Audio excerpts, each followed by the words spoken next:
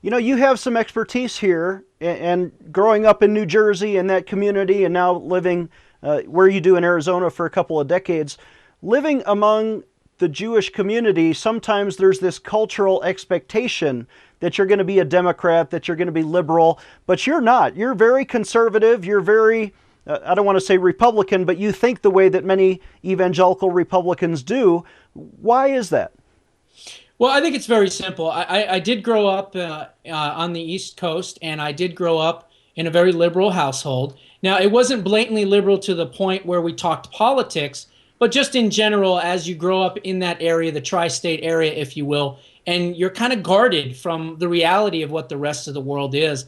And once you get out of that area and you start to see what real America is, that the left likes to laugh at, which is flyover country, and you start to see that things are not exactly as they appeared when you were younger, you start to realize and you start to wonder, what else am I not hearing? What else am I not learning? And what's interesting to me is that I boil it down like this.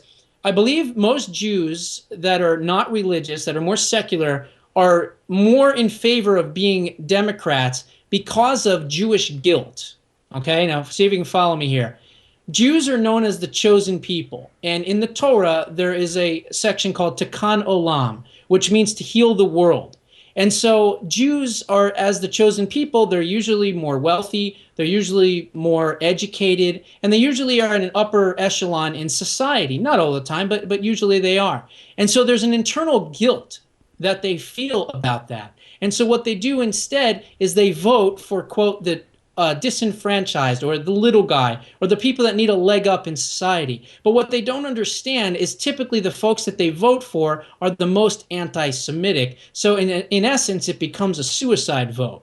Now, explaining that to someone who's Jewish, even, they go, I don't understand that. That doesn't make any sense. But if you look at it from a biblical perspective and you look at what the Torah says, you can understand quite succinctly why Jews are more liberal.